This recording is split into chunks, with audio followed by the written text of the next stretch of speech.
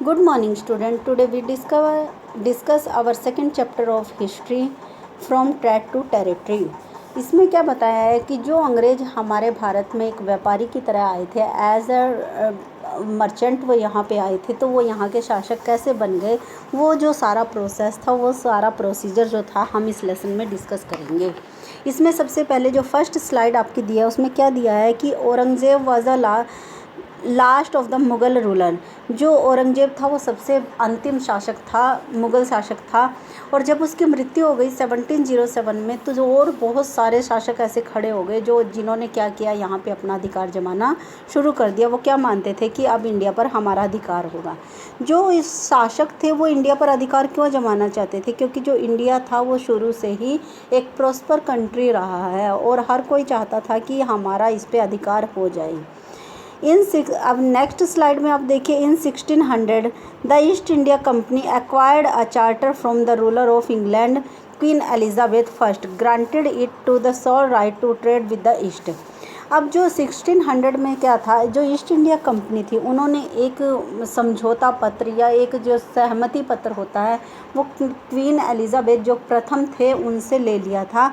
किस चीज़ का वो था, वो ज्ञापन किस चीज़ का था कि आप जो ईस्ट इंडिया कंपनी है वो ईस्ट के साथ भी व्यापार कर सकती है, क्योंकि वो तो वेस्टर्न कंट्रीज़ हैं, ब्रिटिश तो वेस्टर्न हैं।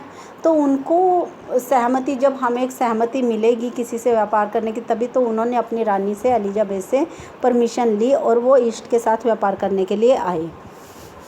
This meant that no other trading group in England could compete with East India Company. इसका क्या मतलब था कि कोई भी ईस्ट इंडिया कंपनी के साथ कोई भी दूसरी कंपनी कंपटीशन में खड़ी नहीं हो सकती थी। Mercantile trading companies in those days made profit primarily bye concluding competition so that they could buy cheap and sell there. By the first time, the first English ship sailed down to the west coast of Africa around the Cape of Good Hope and crossed the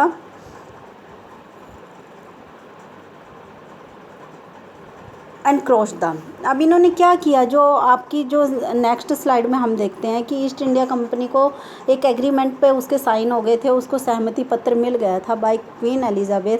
तो उन्होंने क्या किया, वो Africa के रास्ते से आए, वो शिप के थ्रू इंडिया में आए। देखो जैसे ये रूट दिखाई दे रहा है आपको, जो आए थे हमारे इंडिया में आए थे। सबसे पहले इंडिया को डिस्कवर किसने किया था, 1498 में इंडिया को डिस्कवर किया था वास्को डी गामा ने, जो एक पोर्तुगीज़ था, पुर्तगाली था, नाविक था। अब देखो यहाँ पे दिख रहा है पुर्तगाल, यहाँ से वो चला ऐसे इस रूट से होता हुआ, इस स्लाइड में आपको दिखाई दे रहा है। और उसने इंडिया का सारा जो कोस्टल एरिया था उसको फाइंड आउट किया और इंडिया को क्या किया, यहाँ पे वो इंडिया में पहुँच गया। यहाँ से आया वो पुर्तगाल से, अफ्रीका के रास्ते से होता हुआ वो कहाँ पे पहुँच गया, इंडिया में पहुँच गया। इस रूट को किसने फाइंड आउट किया था, 1498 में बाय वास्को डी गामा। अब हम कर रहे थे ईस्ट इंडिया कंपनी की बात, तो जो first English factory was set near the banks of river Hooghly. Hooghly आपकी है वेस्ट बंगाल में। जो भारतीयों अंग्रेज़ों को जब क्वीन एलिजाबेथ से मिल गया ये एग्रीमेंट कि वो भारत के साथ ईस्टर्न कंट्रीज़ के साथ व्यापार कर सकते हैं, तो उन्होंने क्या किया, जो सबसे पहली फैक्ट्री भारत में लगाई गई, वेस्ट बंगाल में लगाई गई, वो कब लगाई गई, 1651 में बाय ब्रिटिश काउंसिल। वो ब्रिटिश ईस्ट इंडिया कंपनी के द्वारा सबसे पहली फैक्ट्री हुगली में लगाई गई। This was the base from which the company traders known at the time of the factors. अब जो कंपनी के जो ट्रेडर्स थे, व्यापारी थे, जिनको उस टाइम पे फैक्टर बोला जाता था, ये बेस था हुगली में जो फैक्ट्री लगाई गई थी, वो बेस था इंडिया में अपनी जड़ें जमाने का।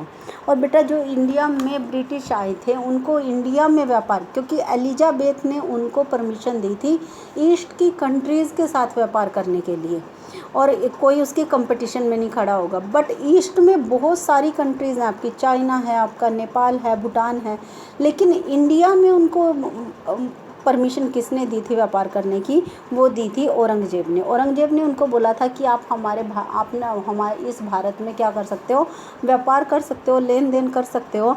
और यहाँ से उनका क्या हो गया, जड़ें जमनी शुरू हो गई। How trade led to battles. Next slide में आप देखिए कि आए तो थे व्यापार करने के लिए, वो व्यापारी थे। यहाँ भी मुगल शासक जो था औरंगजेब, उसने उसको परमिशन दे दी थी, बट ये जो व्यापार था वो युद्ध में कैसे तब्दील हो गया, युद्ध कैसे होने लग गए उसमें। तो ये युद्ध में कैसे तब्दील हो गया, युद्ध जैसे ही हुए उनके, तो अब बहुत सारे नवाब थे जिनको था कि हम भारत पर अपना कब्जा करें। तो उन्होंने क्या किया, अंग्रेज़ों की चापलूसी करना शुरू कर दिया। वो अंग्रेज़ों के आगे पीछे घूमने लगे और अंग्रेज़ों ने क्या पॉलिसी अपनाई कि हम क्या करेंगे, इंडिया को डिवाइड करेंगे, उसमें लोगों को डिवाइड करेंगे और उनके ऊपर राज करेंगे। डिवाइड एंड रूल की पॉलिसी उन्होंने अडॉप्ट की। तो उन्होंने कुछ नवाब जो बिल्कुल ही गिर चुके थे उनको ख़रीद लिया। उनको क्या लालच दिया उन्होंने कि आप हमारी हेल्प करो, आप हमें यहाँ पे इस्टेब्लिश करो, तो हम क्या करेंगे, आपको कोई ना कोई टेरिटरी यहाँ पे शासन करने के लिए दे देंगे। तो ऐसा जब उन्होंने कहा तो जो जैसे नवाब मुर्शिद कुली खान थे, सिराजुद्दौला थे, ये सारे के सारे क्या हो गए, ये अंग्रेज़ों के साथ लग गए। और क्या हो गया, आपस में उन नवाबों के बीच में लड़ाई होनी शुरू हो गई और इसका फ़ायदा अंग्रेज़ों ने उठाया और वो क्या बन गए, यहाँ पे उन्होंने क्या किया, अपना व्यापार जमा लिया। ओके गाइज़, आज हम इतना ही करेंगे।